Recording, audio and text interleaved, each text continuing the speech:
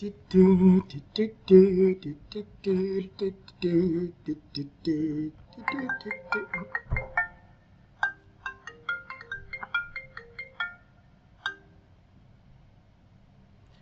Michael speaking. Yeah? Yeah? Really? Oh my, that's brilliant news. Thank you so much. Thank you so much. Yeah, definitely. Thank you. Oh my God, I've been promoted.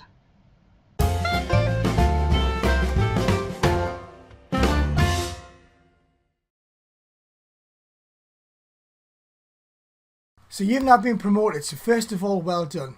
There must be something about you that has been recognised and you've been rewarded for this. Second of all, tell somebody, because you must be bursting with pride. So go and tell somebody.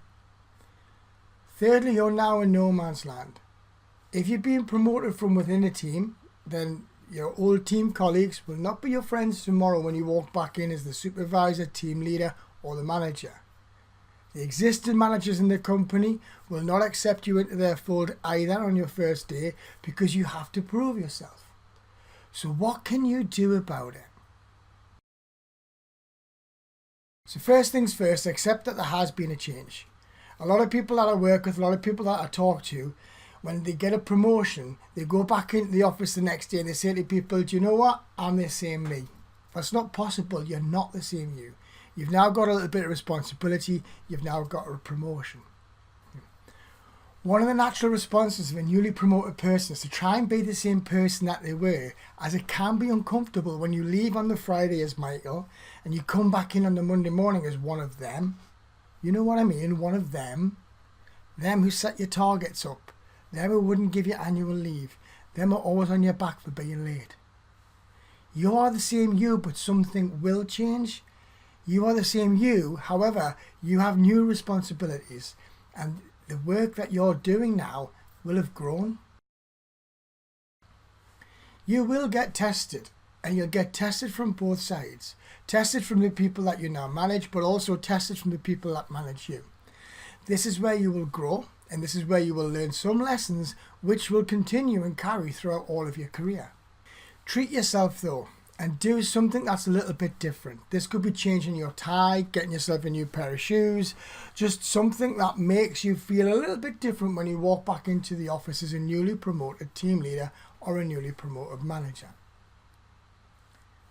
I managed somebody once who used to be an intern, and this person was an intern across the summer in an organisation, and when they came back as a graduate manager, so they came back at a slightly different level.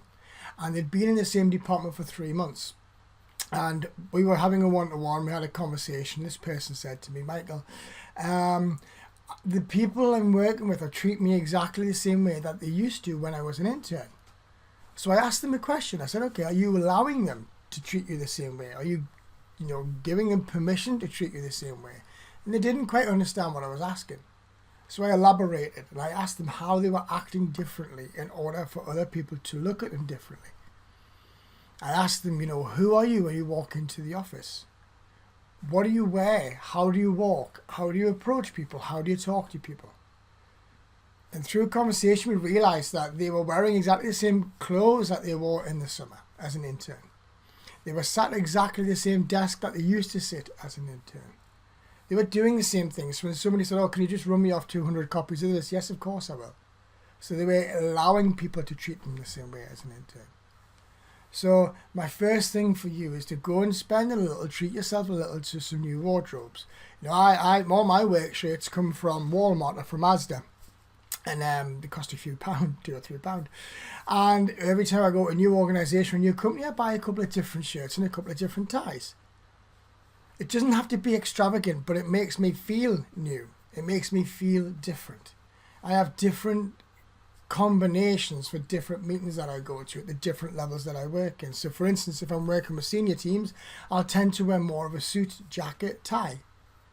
If I'm working in a casual basis, if I'm working on coaching or personal development, I'll wear what I'm wearing now. So think about, a lot of people spend time with this. When they newly get promoted, they go back in as the same person.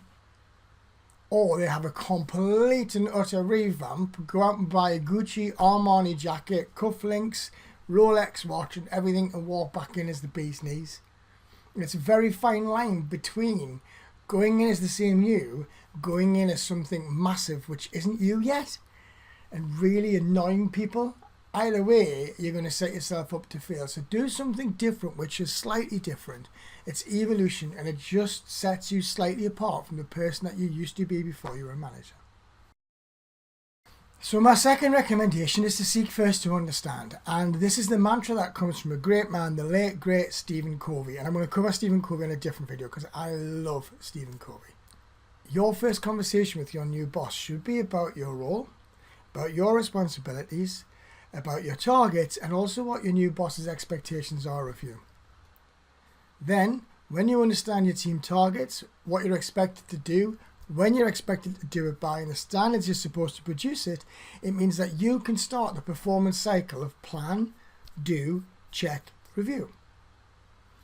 You must know the standards of what is expected of you, or how else will you know who your next rising star is, who needs your help on your team, and who needs your support and guidance, and in which specific area. Because if you don't have a target to hit, you don't know where you're starting from, you don't know how big the gap is, and therefore how can you focus your support on your team to help them to achieve what they're supposed to achieve?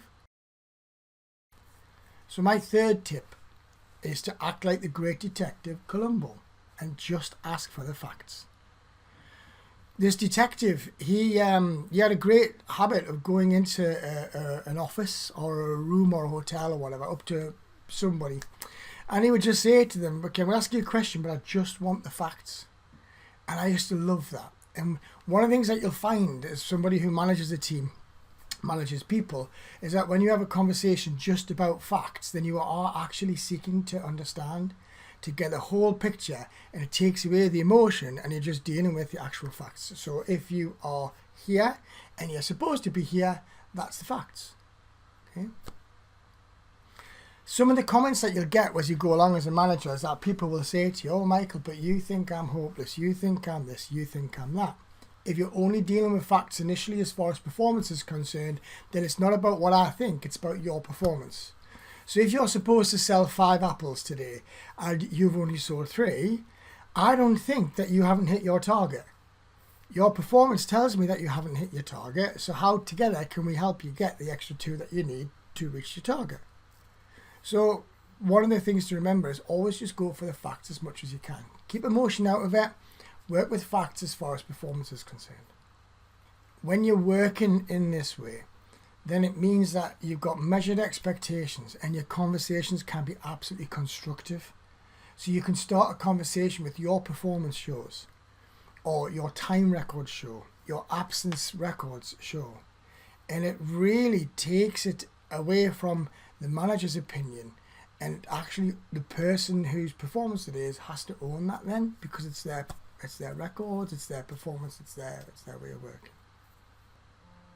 It is perfectly acceptable to say to somebody, I think you can do so much better, or I think that you have every opportunity to improve. Always make sure when you're talking about somebody's performance, it's their performance that you're discussing. It doesn't become your performance, because it's not. Management is about performance. Leadership is about talking about how you're going to get there. So, that's for a different video. But when you're looking at management, always have a factual conversation, using data, using analytics, and saying to somebody, this is your performance that we're going to discuss. I think, that you can get there. I think there's so much more we can help you with. I think there's so much more you can grow. But if the ownership is on that person, it's their performance. Finally, you'll not get everything right. There's going to be plenty of times when you will fail miserably. You will fail spectacularly. You will also fail publicly as well. And you know what? This is fine. It's acceptable, because everybody who tries fails. And I'd rather be somebody who tried something and didn't get it right. The fact that you've been promoted already tells me that you're somebody who's not afraid to give something a go. So please, give it a go. Give it a go, and if it doesn't quite work, learn from it. Learn from the facts. I wanted to get to here. I thought I'd get there, but I actually ended up here and just work out what else could you do. But part of being a leader is having the courage to give something a go, and also having the courage, if it doesn't quite work, to own it and say, you know what, yeah, give it a go, didn't quite work, let's see what else we can do. So for now, go and enjoy it. Go and tell your parents, go and tell your friends, get a business card, tell the whole world that you've done it, you've taken your steps to management, or you're enhancing your career, you're moving forward. You're now on the next rung of your career ladder, so well done you. Give yourself a round of applause. Hey!